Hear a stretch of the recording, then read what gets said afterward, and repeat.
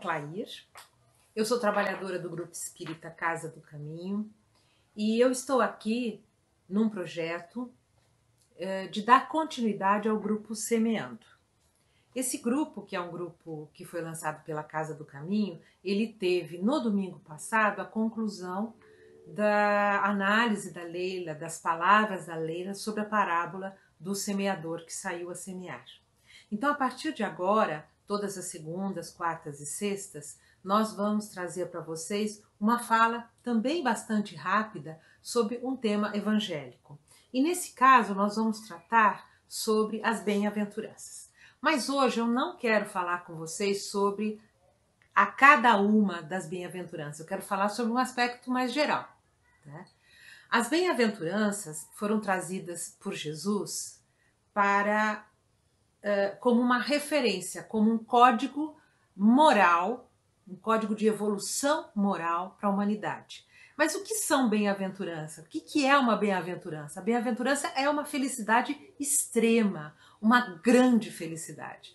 Então, quando Jesus nos trouxe as bem-aventuranças, ele nos trouxe um caminho, um procedimento para que o homem possa chegar a essa extrema felicidade.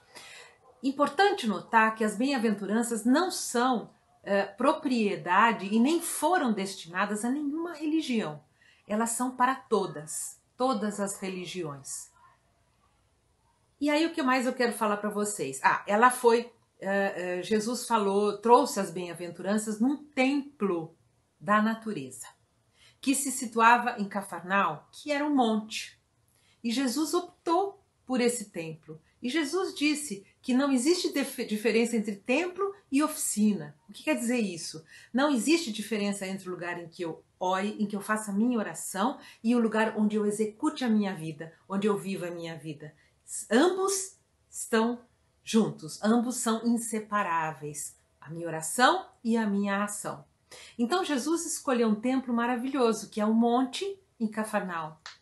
E aí diz o seguinte, logo no início das bem-aventuranças, ela diz o seguinte, ela diz assim, que Jesus, vendo a multidão, subiu a um monte e, assentando-se, aproximaram-se dele os discípulos e, abrindo a boca, ele ensinava. Como nós vimos na própria fala da Leila, não existem palavras desnecessárias.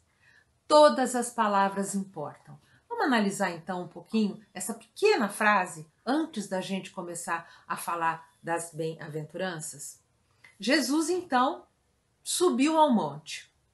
O monte é uma significação, ele tem uma significação muito interessante, porque se nós nos lembrarmos, ele sempre aparece nas histórias e nas religiões. Subiu ao monte, foi orar ao monte. No monte é que recebeu, né, a Moisés recebeu os 10 mandamentos. Tem o Monte das Oliveiras. Então, o monte tem um significado religioso. É lá que se sobe para meditar, para orar, para estar mais perto do divino. Jesus subiu ao monte.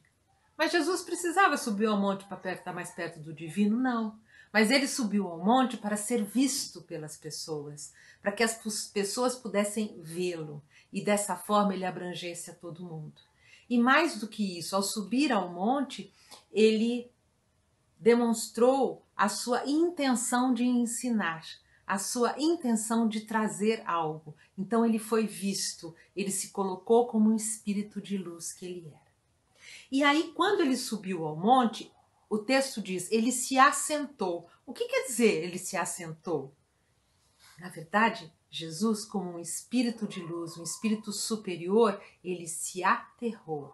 Ele chegou mais à terra e dessa forma ele pode ser compreendido por nós. De outra forma nós não iríamos compreendê-lo. Então ele teve a humildade, a grande amorosidade de se aterrar, chegar muito mais perto para que todos nós pudéssemos ouvi-lo. Dessa maneira ele atingiu uma frequência vibracional possível que todos nós entendêssemos. Então, olha como o texto ele vem construindo. E na sequência, os apóstolos se aproximaram dele. Quem eram os apóstolos? Os apóstolos eram aqueles alunos diretos de Jesus, os que estavam recebendo os ensinamentos de Jesus diretamente e que tinham a grande missão de multiplicar isso. A própria população olhava dessa forma para os apóstolos. Elas sabiam que eles eram discípulos do Mestre. Então eles se colocaram ao lado do Mestre. E na sequência o texto diz que ele abriu a boca e falou.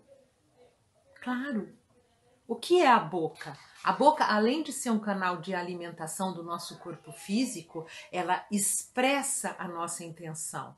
Ela traz para as pessoas a nossa fala. Mas mais do que a fala, traz também a nossa emoção. E eu fico imaginando o que seria estar entre a multidão ouvindo Jesus falar. A fala de Jesus, a emoção de Jesus, a vontade. Se a gente fala no passe, que o passe, a gente transmite o passe pela vontade, imagina ouvir, deixar entrar pelos ouvidos essa energia, essa frequência que Jesus estava passando.